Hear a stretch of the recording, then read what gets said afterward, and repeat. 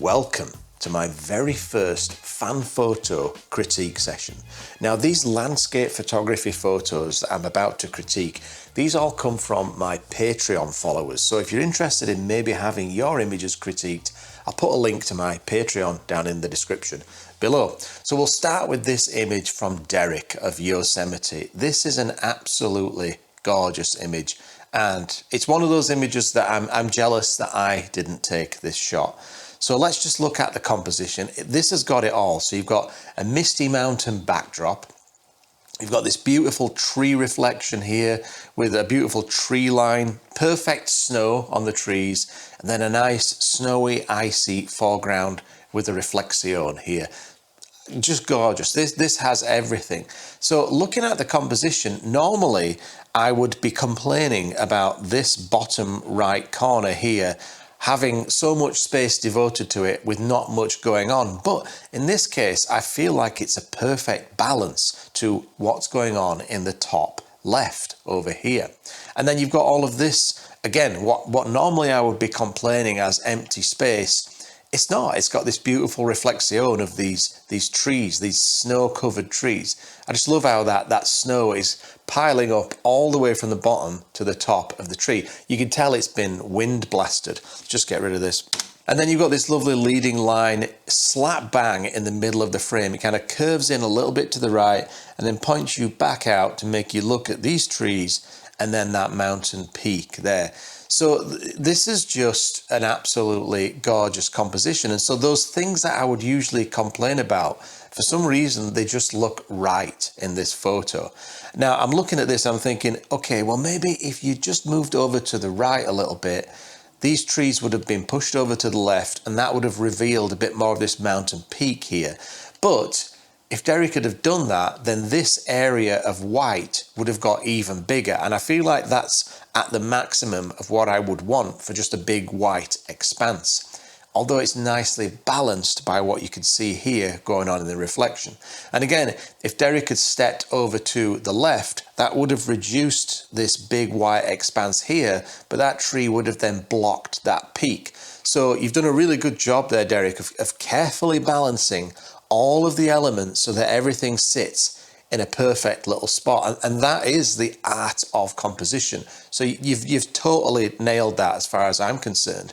And then in terms of the technique, it looks perfectly exposed, perfectly focused. I don't know whether you've done a focus stack here. Maybe you didn't need to do that, but if you did, it's turned out really well. And then the post-processing that you've done is really classy, really tasteful. So this kind of muted color palette is something that I really enjoy, especially in winter scenes. You've gone for a very subtle process, which in certain lights, under these very bright lights that I've got in the studio, it almost looks like a black and white image. If I turn these off, the colors would be a bit more visible to me. But when I looked at this before I started filming, I did think, yeah, these colors are really muted, and that suits the atmosphere of the image and the composition.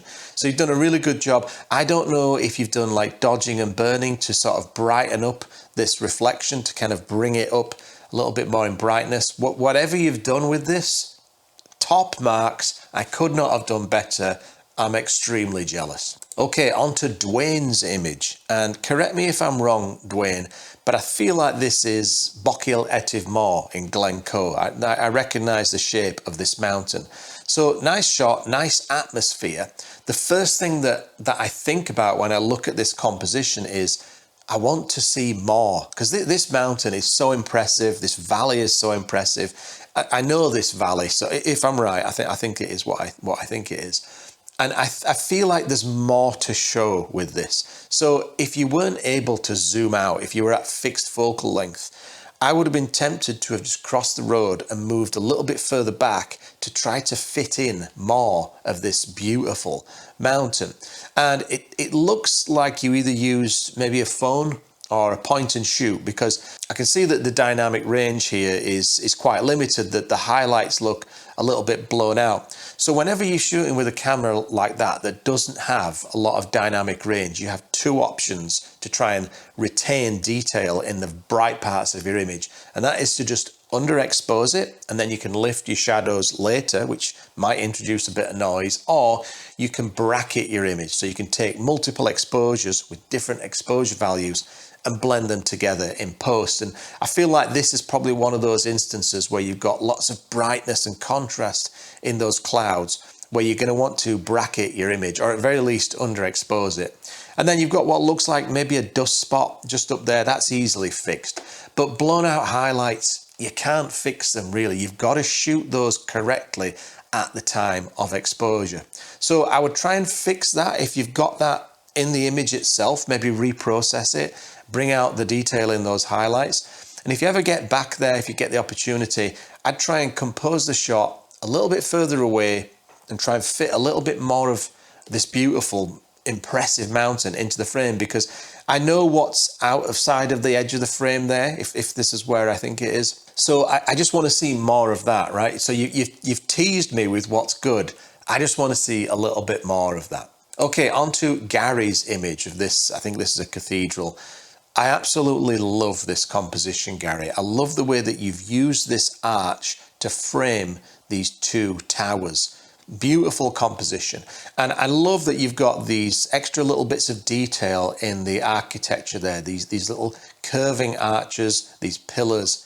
Absolutely glorious. When I look at the composition, this is one of those journey shots, right? I could just walk right into this frame and just stand there looking at this beautiful architecture.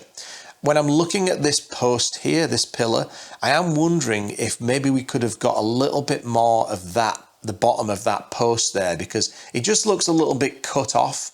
But maybe you did a focus stack and that's what you ended up with. I do think you might have done a focus stack here, because if I zoom in, it looks like I can see some focus stacking artifacts. So if you look at this area here, this looks sharp and detailed, but then all of a sudden we've got this blocky section that's lost a lot of detail.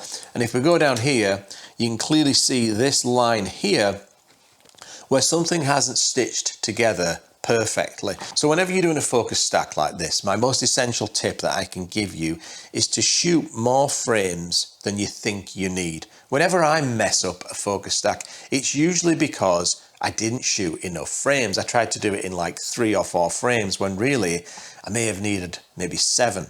And then the other thing that you can do is stop down your aperture, because if you have a little bit more depth of field in each one of your frames, it's going to make it so much easier to stitch that together. Of course, you'll have slightly less sharpness than if you were shooting at f8, but when it comes to focus stacking, you've really got no choice but to stop down and give yourself that opportunity of stitching all of those frames together seamlessly.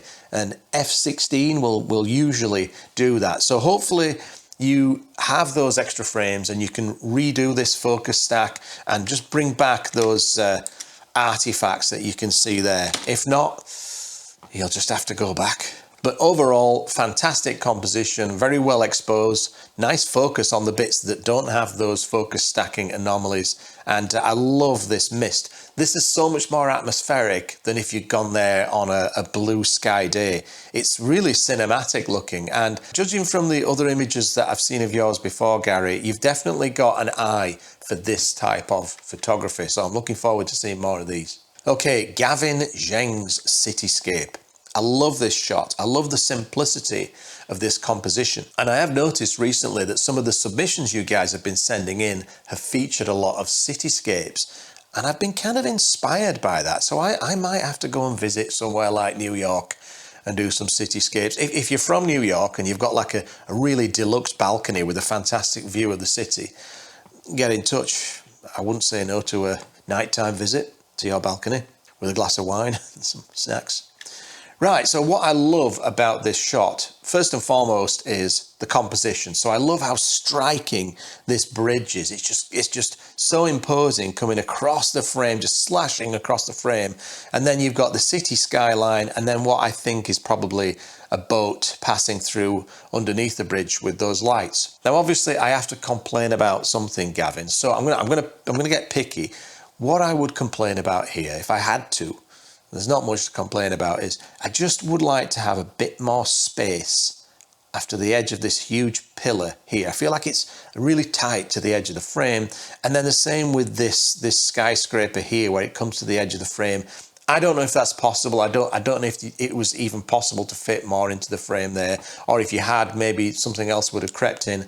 But it would be nice to just see a little bit more space whenever I'm composing a shot, whether it's a cityscape or a landscape or whatever. If I've got a very important subject, I want to give that subject plenty of breathing space. I don't want it too tight to the edge of the frame. And that's just the feeling that I get with this. Maybe you do have a wider frame and you cropped this, in which case you might be able to recrop it and just bring back a little bit more space, a bit more breathing space for these important elements. And then the other thing that I thought about when I saw this image is I just wanted it to be a little bit brighter. So I added this exposure adjustment layer just to make things pop a little bit. And what that has done, which is not great, is it's brought these splashes of light in, which I don't know if that's some sort of reflection that's bouncing off the river there, or if it's a bit of lens flare that's crept in from some side light or something like that. That would be pretty easy to correct, but I just feel like that exposure pop, it kind of just makes the image a little bit more striking, and it brings out a couple of lovely details such as this star and this moon here. I really love the addition of that moon. Another thing that I would have tried to have done with the composition, and it's easy for me to say this in hindsight after the event, after you've taken the shot, and these are the kinds of things that I myself miss while I'm out shooting, and that is, if you look at this illuminated spire on the top of this skyscraper, I wish that hadn't been cut off by the underside of the bridge. So if you got just a smidge lower, that might have just crept into the frame. And I feel like that would have been a nice addition to the composition. But again, I'm just nitpicking it. I've got to pick on something, because this is otherwise an absolutely superb shot. And I love this square crop, or I don't know if it's perfectly square, close to square crop that you've done. That to me, that's a lot more interesting than something like a 3:2. Okay, now on to Ian's shot, Ian Stronghill. So this has got to be Snowdonia. This looks like what I remember of Snowdonia on my one visit there many, many years ago. So I love this composition. To me, this is a really strong composition. Now, normally, when you've got a scene like this, where I would say about a third of the frame has lots of dynamic light and colour and contrast, normally I'd be complaining about the fact that the other 2/3 don't have that. You know, I'd be saying, well, you should fill all of your frame with what's going on here. However, I love this composition with this winding trail, because it takes us from the bottom left into the center, down a little bit, then back into the center and off into the distance, where we see this beautiful sunset happening. So I really like that balance of subjects.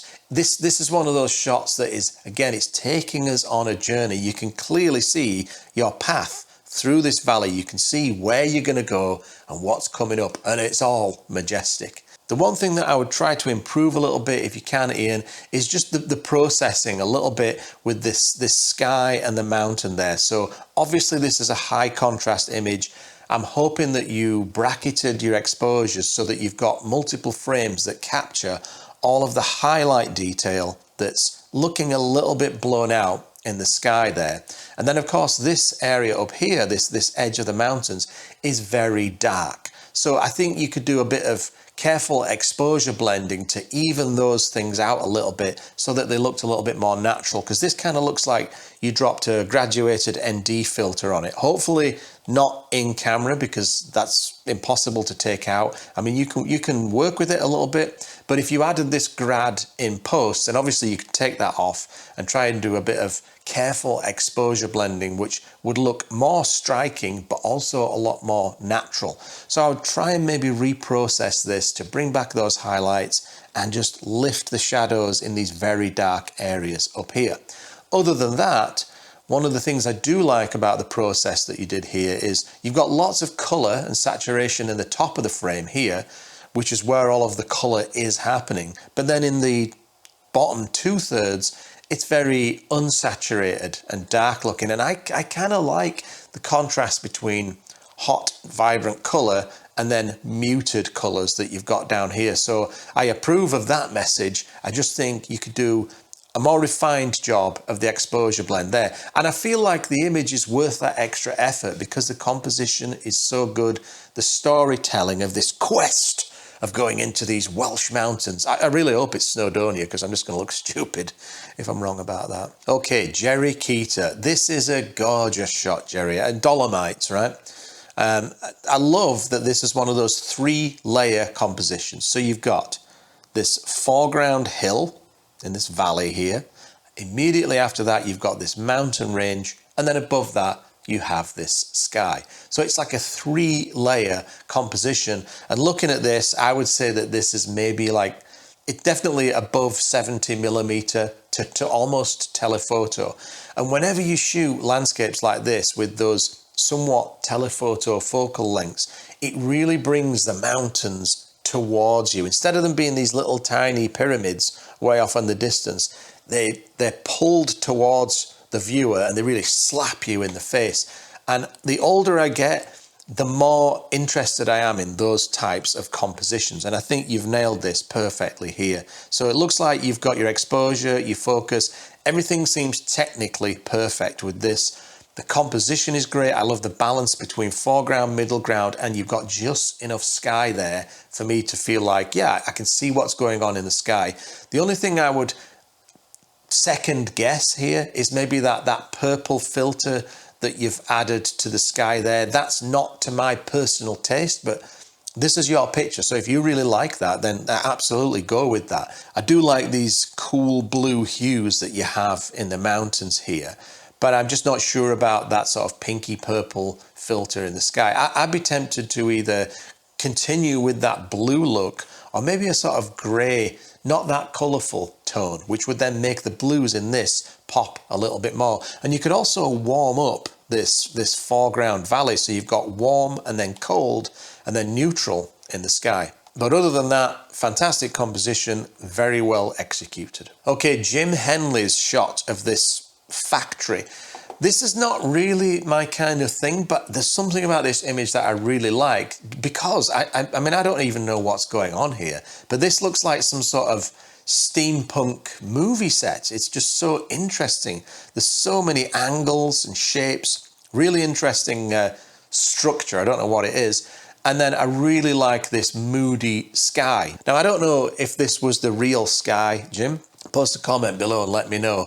But if you did a sky replacement with this, then I think you picked the right kind of sky because I love this moody texture, the greyness of this. It definitely fits with the overcast look of what we've got going on here.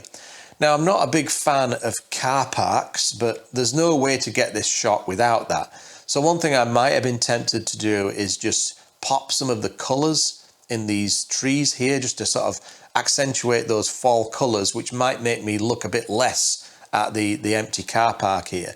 And then you could also do a bit of dodging and burning to sort of accentuate some of these really interesting shapes and maybe a bit of contrast generally just to sort of brighten up the highlights in the clouds, but then maybe make the shadows a little bit darker in the clouds. But other than that, I like this centralized composition. I like how much space you devoted to the sky. Not much space devoted to this car park, which is a good thing. And overall, it's a really interesting subject. I'd like to know more about what that is, Jim. So post a comment below and let me know what we're actually looking at here. All right, on to John Singleton's shot of the Babcock Mill. This upsets me. What do you think to this, love? It's really good. It's a lot better than yours. Yours is shite. Yeah, all right. Yeah, you don't need to rub it in. Like total crap. Yeah, when I see this image, John, it just makes me jealous because I drove thousands of kilometres all the way from here in Nova Scotia to the Babcock Mill to get this shot, and I got nothing because by the time I arrived, all of these lovely colourful leaves that you could see up here, they'd fallen off, and it just wasn't the same without these gorgeous autumn colours. So this shot that John's got that's the shot that I wanted, and it's absolutely gorgeous. And I think what I love about this the most, compositionally, it's the focal length. So I'm going to guess at this, I'm probably wrong, but I'm going to guess like 100 millimeters, 120 millimeters, something like that. It's pretty much a telephoto shot. And because of that focal length, what it does is it gives you a lovely balance of foreground, middle ground and background. It compresses the scene so that there is an equal amount of real estate devoted to the most interesting elements. And so those three interesting elements are, of course, the mill in the background with this lovely autumn colour. The middle ground is the waterfall as the river just works its way through the valley. And then in the foreground, we've got this reflecting pool with a very subtle reflection of the roof of the mill and all of these gorgeous autumn colours. So it's like a three-element composition. But if you look at how much space they take up, I would say that they're all about equal, and you get that because of the compression from that focal length. Whereas I've seen people stand down in the river and take the shot from down in the river. Well, when you do that with a wide angle shot, all of a sudden your entire 50% of your foreground frame is filled by this waterfall here. And then the mill in the background shrinks. It becomes this small object. And depending on how you angle the camera, you can end up with a lot of empty sky. Whereas doing this, getting further away from your subject and shooting longer, will compress everything into this beautiful arrangement of subjects. And I think you've done that. To be honest, John, you've done that exactly how I would have done it if I'd have been there with those similar conditions. If I'd stood next to you and got that shot, I don't think there'd really be much different with mine. So yeah, very jealous. Thanks. That's great, John. And that brings me on to this next image by John Thompson, which I'm going to guess is probably a similar focal length. So again, John has used a telephoto or close to telephoto focal length to compress the scene so that this mountain comes closer to this. I'm guessing this is a church on this hill. And so really this is like a two-element composition. You have foreground and background. That's as simple as it gets. But I really do like the balance of subjects here. So you've got this little trail here, which comes in from the bottom left into the center of the frame to the church, which is then framed beautifully by this mountain peak here. So if I could critique anything here, the only thing I would say, John, is I would like to have seen a little bit more of this hill. So we have quite a bit of sky here, but I feel like this trail is just a little bit tight towards the bottom of the frame. So you've probably cropped this because it looks like almost a square. So maybe you have that extra little bit of hill in the original. I would be tempted to just crop it to give me a little bit more so it's not quite so tight to the frame there. So compositionally, I would say that it's almost perfect. And really, the truth is, John, the only thing that would make this image any better is just better light, better conditions. You know, if you'd had some mist rolling through the valley just to kind of block all of these buildings and houses in the background, or some nice hot light and atmosphere on the mountain there, that would have made it better. But that's beyond your control. You know, if you'd showed up on one of those atmospheric days and got that kind of light, this shot would go from, let's say, a 5 out of 10 to a 10 out of 10, and you would have just shot the exact same image. So conditions really do make compositions. So really good telephoto shot there, John. I probably would have done a very similar thing. Okay, so Kevin's shot of this river. So first of all, Kevin, I like that you've gone black and white with this because you have lots of contrast. You've got this white snowy rock, you've got white hitting this dark river, and then these contrasty clouds in the sky. So I think this actually does suit black and white. So I agree with that choice there. The only thing I would say that this shot needs, Kevin, is a bit more of an obvious subject. So when I'm looking at this and the balance of subjects, I'm trying to decide what is the main subject here. And so I'm struggling to decide that because this is a very prominent foreground rock.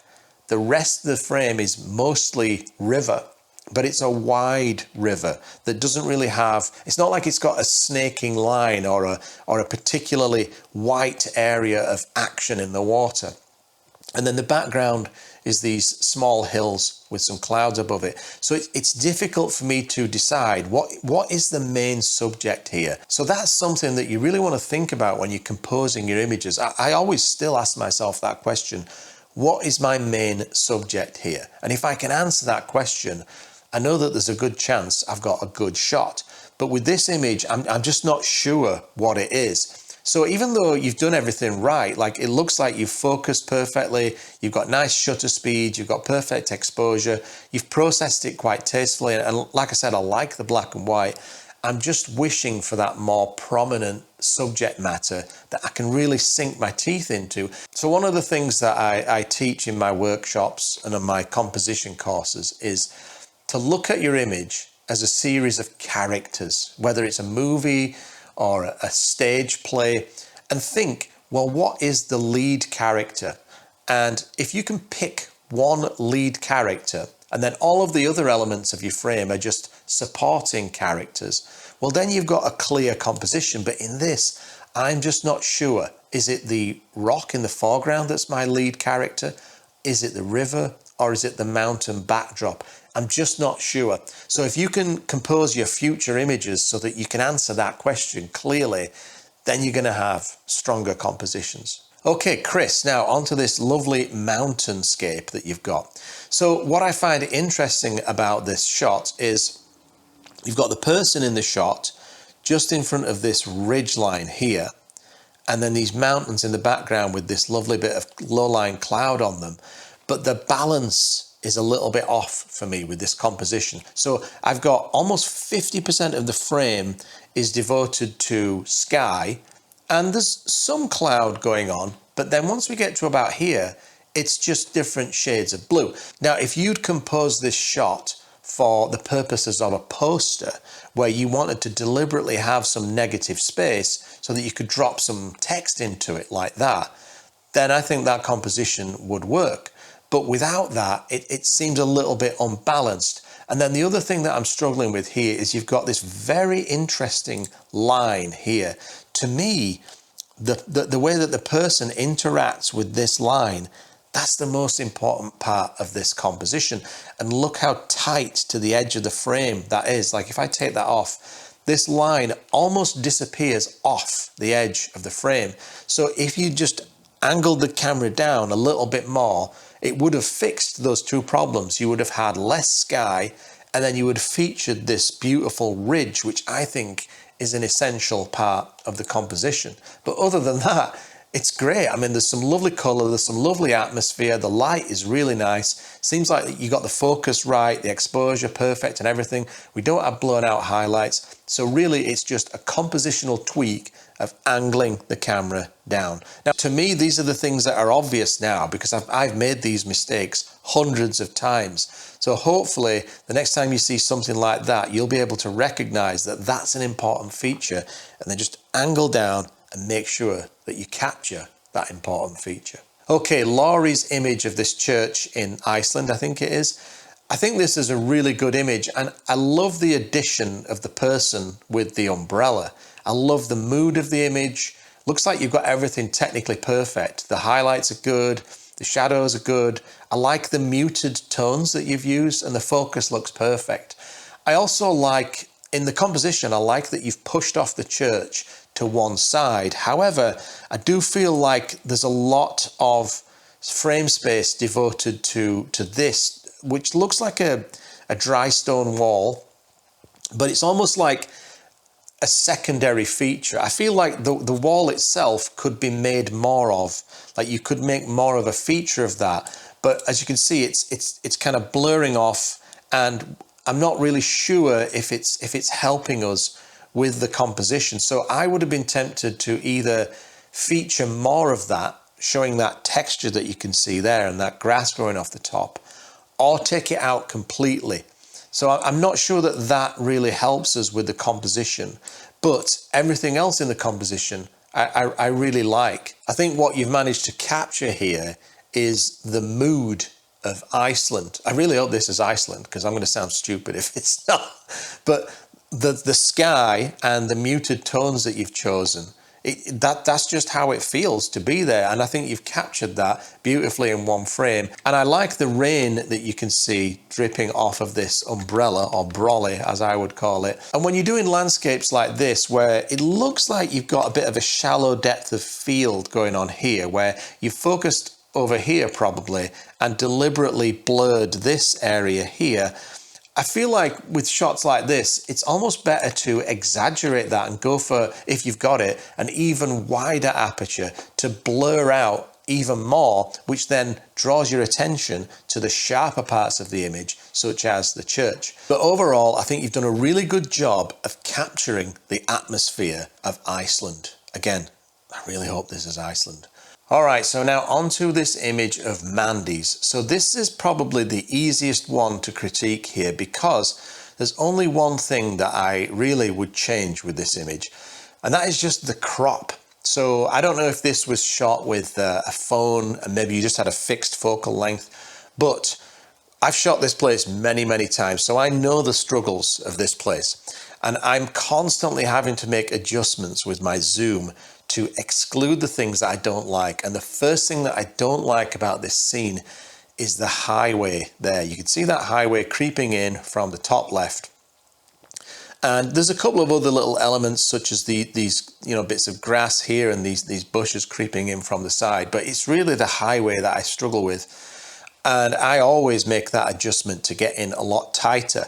And the thing is, I know that you've probably composed this because you enjoyed the contrast between the cool blue tones of the sky there and then these lovely hot yellowy orange tones of that sunrise. But I think you can still have that contrast between those two tones and crop in a lot tighter so that you can take out undesirable elements and fill your frame with more of what is desirable. So let's just get the crop tool and we'll just crop in until we've got rid of that road, right? So that's fixed that part of it. So now, I mean, that works on its own. There is a bit of road there, a bit of the highway, you could clone that out, but you could still take it even further. As long as you still have some of that blue colour in the sky there, you've still got that nice contrast. And I feel like if we pull that over there a little bit, I feel like that is a nice compromise. So you've got these clouds, we could just push that up there so that's got that shape in there. And you don't have to stick with this aspect ratio either. You could go with a totally different aspect ratio. But for me, that simple crop there, let's just hit that. That has fixed the undesirable elements of the highway. I think there's still a little bit of it there, but you could easily clone that out. And it's brought the mountains closer. So this is the thing that I often find when photographing Mount Rundle is the wider your shot, the less impressive these mountains are. By shooting with a longer focal length, you bring them closer, and that'll also bring the colourful clouds a lot closer and fill the frame with what's important. And then I guess the only other thing that I would do here, I've put this curve adjustment layer on because I would just want to boost the shadows just a little bit. Maybe that's too much. Difficult for me to tell with the bright lights in my face, but I would switch that contrast so that the shadows are a little bit brighter. That's how it started out, and that's how it's looking now. But that's just a personal taste thing. If you like those dark shadows, then by all means go with that. But I think the crop definitely has helped with this composition. Okay, Melissa's tropical beach shot. Oh, I love this shot. You've got a really good composition here. Now, this looks like Koh Phi Phi in Thailand. I'm probably wrong. This could be any tropical country, but it looks gorgeous. This looks like a scene that I just want to walk through. And isn't that what we're trying to do with landscape photography? We're trying to inspire people and take them on a journey through a beautiful scene. So when I look at this, I think the composition is really good. You've got some beautiful light happening here. You've got this lovely tree that leans in from the right into the center of the frame and takes us towards these lovely white puffy clouds. You've got this beach that we could just walk right into with a little bit of wave action just hitting very gently there on the beach, and then some lovely mountains catching the light. So I like that you've balanced this out in such a way that, yes, there is a lot of space devoted to the sky, but there's something going on in the sky. There's some lovely clouds, and then you also have this tree that's filling that space. So I feel like you've balanced everything out beautifully.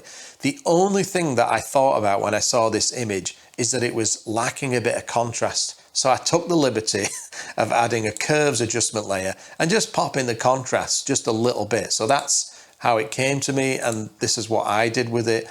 That's just a personal taste thing. You might look at that and hate it, but I personally think that looks a little bit better. It pops a little bit more, but that is really the only change that I can suggest with this shot, Melissa. I think you've done a brilliant job with the exposure, the technique, the composition, the processing. It just needed a little bit of a contrast boost. Okay, Michael Ortiz. I've noticed quite a lot of phallic symbols coming to me in these image submissions. I don't know why that is, but it deserves some further investigation. So I like this subject matter that you've got here. I love gnarly rock formations. I also love this area of foreground with the cracked soil and the lovely colours. So what I would be tempted to do with this composition is get much closer to that foreground, because whenever if you look at this, you can see this lovely crack here. To me, if you'd filled the foreground with that crack, it would have been a lot more interesting and it would have balanced out nicely with this really interesting phallic rock formation. Whereas because you're a bit further away from it, I noticed that there are cracks in the ground there, but they're not really a feature. So whenever you've got foreground like this, have a look for something that, whether it's a flower, whether it's a little curve in some wood, like some tree roots or something like that, or whether it's cracked soil like this. Try and find a feature, and then if it's interesting enough, get much closer to it. You might have to focus stack, but all of a sudden you've now got this interesting feature which is equal in interest to the main subject that's going on in the background. And then the only other thing that I noticed with this composition is that this cloud here is competing with the main subject. So if you'd positioned yourself just a little bit to the right, you would have had separation between this cloud and the rock formation. And that's something that you should always be looking for in your compositions. It's how do these subjects interact? Do they interrupt one another, or do you have space so that each element can sit in its own space? So if you'd moved a little bit, that would have fixed that. And also if you just waited a couple of minutes, I don't know which direction this is going, but if it, let's say it went in that direction, you'd then have just a little bit of space separating this main subject from the background. Whenever you have something like that, where the background collides with the main subject, what that does is it creates confusion. And then the only other thing, Michael, that can improve a scene like this is just the light, right?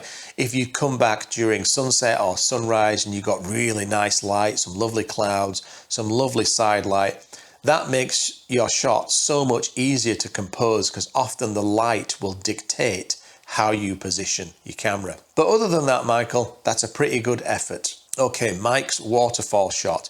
I think you've done a very good job with this, Mike. I like everything about this. I like the composition. I like the processing. I like the subject matter. I like the balance of elements. It's another one of those journey shots. So you've got the creek coming in from up here, down into the middle, and then off out to the right. I always like it when you can see a river taking a journey through the frame. And from what I can tell on this low resolution JPEG, you've probably done a pretty good job of processing this waterfall. It doesn't look to be blown out, and there's enough texture and detail in that slightly long exposure to keep me interested. It's not a complete mushy whiteout. There's really not much to criticize on this shot, Mike. It's just a really good shot. The only thing that annoys me here, and that's not your fault, but it's this twig that's come in from the bottom left here. I'd probably be tempted to clone that out, but I'm just nitpicking. Right? I've got to complain about something. And then another thing that I often do is whenever you've got a scene like this and there's lots of deadfall where it's just branches, just forest litter, sometimes, not every time, but sometimes if it's safe and if it's not too heavy, I'll just go into the river and I'll pick out some of the mess, because it is literally just forest trash, right? It's going to work its way out of there eventually anyway. So I'll pick up things like this, which in this case, actually, that doesn't actually bother me. It's kind of a nice shape. And that one up there doesn't bother me either. But this is just something that I sometimes do, is I'll clean up the mess to simplify the composition. But I think here that the composition really isn't overcomplicated. It's just that little twig, just one little twig. Clone it out, job done. Okay, now we've got another Mike with another waterfall shot. So this one is a really interesting composition. I think you've gone for a square crop here. Whenever I see that, I always like a different aspect ratio than just the obvious ones. Now, you've got this, it's almost what I call a triangle of pointlessness here. However, you've done a pretty good job of processing this, because a proper triangle of pointlessness is pointless because it's just white, right? Whereas here, you've processed this in such a way that I can still see a very soft blue hue to the sky. So it doesn't look like this white expanse of nothingness. So I think you've done a pretty good job with that there. And then the composition, again, it's another one of these lovely journey shots where you can see the creek coming in amidst all of these roots, down through these boulders, and then out the bottom left. I like this mossy rock that you've got over here to the right as well. And I like the addition of these colourful leaves. The only thing that I would say I would try and fix with this, and it might just be this low resolution JPEG, is some of the highlights look a bit blown out in the water there. So hopefully your raw file has the data so that you can recover that loss of detail. Just watch those whites. When you're doing your raw file processing, just pull the white slider and the highlight slider down a little bit. Make sure that you don't lose that, to me, all important detail in the water, because that is where all of the action is. So if it's too blown out, you lose important details. But other than that, this is a great shot. Good composition, nice and technically shot, because I do like these water droplets that you've got here. I would say that's something like a 1/6 or a 1/10 of a second shutter speed. And I really like that kind of shutter speed for these small waterfall cascades like this. Tasteful processing, you haven't gone crazy with the colours, you haven't put tons and tons of autumn effect on it. Really good work there, Mike. Oh, what's this? Another Mike with another waterfall shot. Is this a club? Can I join? I really like this shot because it's a close, intimate scene of a waterfall that has 3 drops. I really like that kind of thing. And normally, I usually don't like logs that intersect the waterfall like that. But there's something about these two that I actually don't mind. And this one in particular, I do like the colour and the texture. That looks like it's been stripped away by the waterfall. Maybe that's been stuck there for years. So I really like this centralized composition that's nicely framed by these boulders here. And the thing that I appreciate the most about this shot is there's an element of mystery. I can't see far off into the distance, so I don't know what's above there, and I don't know what's below the bottom of the frame. And this is something that I often go for when I'm doing waterfall shots, is I'll just take a section. So you don't know how far this river goes. You don't know what's above and beyond. And you have to use a little bit of your imagination. The only thing I would perhaps change with this, and this might just be, again, it might just be the low resolution JPEG. I feel like there might be a loss of detail here in the white parts of the waterfall. Maybe that is recoverable in the raw file. And then this pool in the foreground here, I would have desaturated that a little bit. I feel like the colour might be a little bit excessive there, but that's my personal taste. If this was my friend Blake Rudis doing this, he'd say, add another 30% saturation to that foreground, right? So we all have a different opinion of how much colour is too much. I would prefer a little bit less there. But other than that, I also like the brightness that you've got on this this process that you've done. It's a very bright image, as if you were going to print it. I would just be wary of those highlights that you've got in the water there. So aside from that, there's really nothing more that I would do to change this image. Really good shot there, Mike. Okay, Owen's Foggy Cityscape. I really like this image. So what I like about this composition is the simplicity.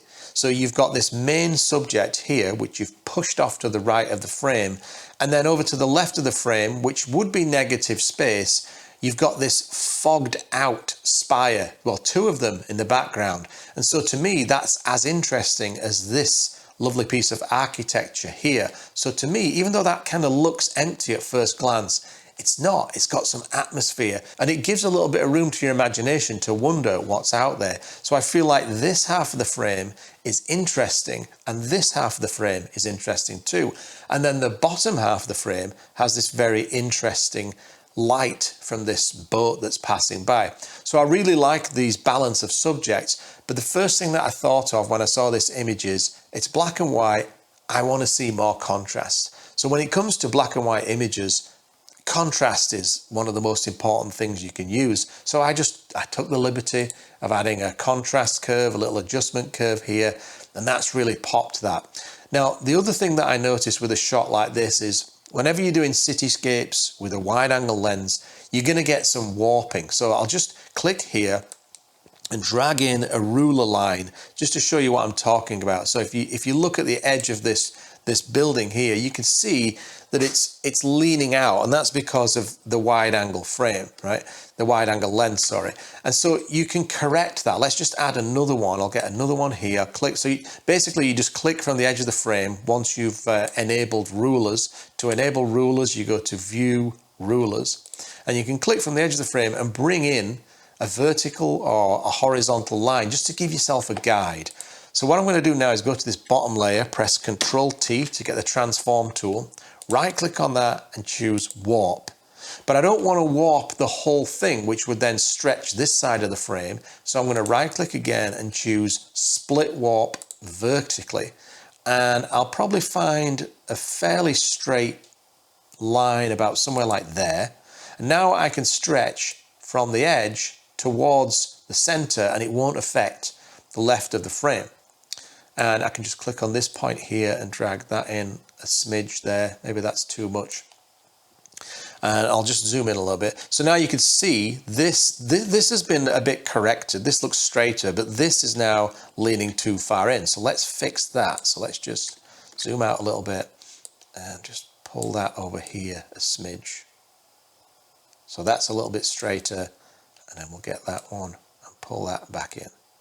So I'm just trying to fix basically lens distortion. Maybe I've gone too far there. There, that looks about right. I was trying to fix the lens distortion, and this is a common problem that you'll have in cityscapes like this. But yeah, I really like that. Let's get rid of the extras and get rid of those. That's nice. So lovely, simple, atmospheric composition with a little contrast pop and a slight warp to straighten out the lines. Bobby Dazzler. Whew. I had to put my jacket back on for this image. This got me all chilled. Right, so this lovely winter shot from Pierre. So the first thing that I see when I look at this image, the first thing that really grabs my attention is this lovely splash of light that we've got on these, well, two trees, I would say, and then this little bit of foreground. And with this composition, Pierre, I'm struggling a little bit with how close this is to the edge of the frame. And it's the same with this tree over here. This is a nice shape. I like this lovely curve at the bottom, but it's very tight towards the edge of the frame there. So those two, what I would consider quite important elements, they're just a little bit tight towards the edge of the frame. So I would have tried to either reposition the camera or zoom out to feature a little bit more of that. And maybe this wasn't possible. Maybe there was something there that you didn't want to show, and maybe there was something there that you didn't want to show. But I feel like if you'd have moved a little bit towards your left to bring this more into the frame, and then maybe got a little bit lower, you could have used this curve that you could see here as a foreground framing element, kind of like a cradle for this little scene that you see in the background, because I really like the way that this light is hitting there. So you could have framed that nicely with this as a foreground element. And I don't know what kind of light this is. I don't know if this is like a moon shot. I don't know if this is light painting or if it's a sunrise, sunset. But it's a really interesting splash of light. And what I love, I always love when you see this, where basically wind blows snow onto a tree and coats the entire side of it like that. So yeah, using this as a framing element for this as a main subject, this group of three as a main subject, I think that would have been a stronger composition, and if possible, pushing that over away from the edge would have made that less crowded feeling and put it in its own space. But other than that, it's a very interesting atmosphere that you've managed to capture here on this shot. Okay, now Rob's lovely shot of Mount Hood. So the first thing that I appreciate with this image is the reflection. So I really like how you've reflected the mountain in the water there, and you've been careful to make sure that this reflection doesn't get interrupted by all of this shrubbery in the foreground. The only thing that I'm struggling with when I first look at this is just how tight the peak of Mount Hood there is to the edge of the frame. So I would have angled the camera up ever so slightly just to give that a bit more space, which would have taken away some of this shrubbery from the bottom and this fence, which I don't think is adding anything to the composition. Now, you could say that the shape of the fence mimics the shape of the mountain there, which it does. So it's not unpleasing, but I just don't think that it's necessary. So that metal and rope fence, I would be tempted to clone that out. And you could just add a bit more to the canvas here and just create a bit of blue sky and just kind of fill that, or use the generative fill, just to sort of expand some empty space above that peak. And that would fix the problem of everything being just a little bit too tight. And you've got the peak almost in the center there. So I would be tempted to just kind of crop out maybe just that much of the frame there so that the peak would be slap bang in the center. But other than that, there's really nothing more that I could do to improve this image, which was shot on a blue sky day. So if you'd gone there during a sunrise or a sunset, or even pre-sunrise, post-sunset, when the light is a bit softer, obviously that would have given you much nicer light and more atmospherics. And if you'd gone there for a pre-sunrise, there's probably a chance you might get a bit of mist in that little backdrop there, and that really would have been quite tasty. Okay, now on to Rob's lovely sheepscape. I just invented that. Everyone's going to be using that term from now on. And this is about as quintessentially British a scene as you will ever see. I'm assuming this was shot in Britain. Now, I've added a little contrast curve there just to make that background pop a little bit, but perhaps I've overdone it a little bit with the highlights, but we'll pull that back there. But that was my first thing, as I thought, oh, this needs a little bit of a contrast pop. And then the other thing that I thought this needed was a simplification of what's already a lovely, simple composition. So compositionally, I love that you have the sheep, lamb. It's kind of like an adolescent lamb, I reckon, just pushed off to one side of the frame and silhouetted.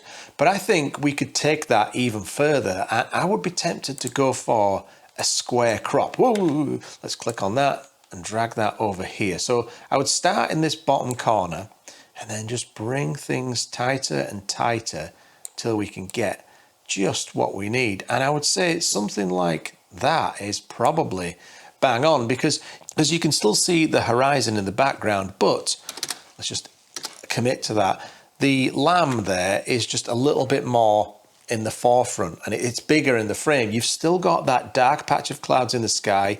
You've still got this lovely gradient which switches from blue to yellow, and then you've got this lovely little landscape with the lamb there. And I feel like that simplifies what was already a simple shot and just condenses it into a tighter frame, and therefore gives it a bit more impact. And then finally, we're on to Ted Foreman's beautiful landscape of, I don't know if this is Yukon or Alaska, but that's what it looks like to me, especially with all of these beautiful autumn colours. So when I first saw this image, the first thing that occurred to me is that the most impressive aspect of the scene is actually the smallest, and that is this strip of mountains. So if you look at how much frame space, how much real estate we've devoted to that mountainscape, it's tiny. It's just a tiny little sliver, and what fills the frame really is this foreground of this riverbank, which is, you know, it's got some lovely color to it. I love this orangey yellow color, and then I love the lovely blue tones in the river. But in terms of the elements, the most impressive ones, they're shrunk down to the smallest little sliver. And this is what always happens when you shoot a big landscape with a super wide angle lens. It shrinks your mountains. It's almost like what I call a pyramid effect. Everything just disappears off into the distance and your foreground eats up all of the frame. Now, to me, that's okay if the foreground has got lots of form and lots of shape, or maybe some texture and some action, like something going on. But what we have here is quite a lot of frame space devoted to a bank.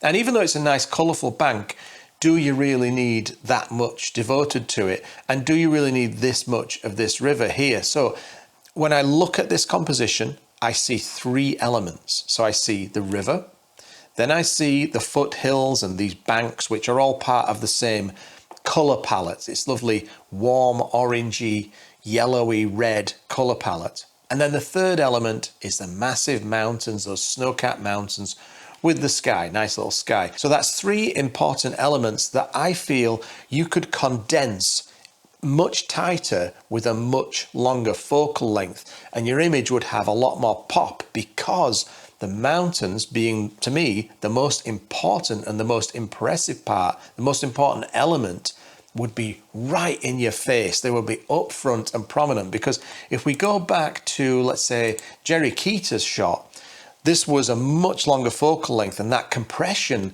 brings the mountains towards these foothills. So look at these three elements. You've got hill, mountain, sky. So if we go back to Ted's shot, if your three elements were river, colourful hills, and then mountains, and the sky is really part of the mountains, you would have brought them so much closer to the viewer. And even though you're fitting less into the frame, in that case, less would be more, because it would just fill the frame with that grandeur. Like, for example, this mountain here, that could have been your main subject. And then these foothills here could have been in the middle. And then you see all these patterns and these shapes in the river here, that would have been your foreground. So if we go back to Jerry's shot again, three elements, you could have used those three elements, which are so colourful, and those mountains are so lovely in shape, that it really would have created, I think, a striking image with the exact same colour palette you've got here, but you compress all of those shapes into a tighter frame, bring them together, and instead of it being a bit unbalanced like this one is, where you've got 60% of the frame devoted to riverbanks, you would have had a tighter, cleaner balance that just smacks you in the face with the sheer grandeur of those mountains. And then everything around that becomes a supporting element that pulls your eye towards those colossal mountain peaks. Well, I hope you enjoyed this critique session there, and maybe you learned a few things that you can apply to your own landscape photography. And I just want to say a huge thank you to all of these Patreon supporters here that really do help me to keep this channel going. And if you fancied having your own images critiqued in the future, you can join my Patreon. I'll put a link in the description below. If you enjoyed this video, please give it the old thumbs up, subscribe to the channel, don't forget to tickle my bell, and I'll see you in the next one. Bye bye.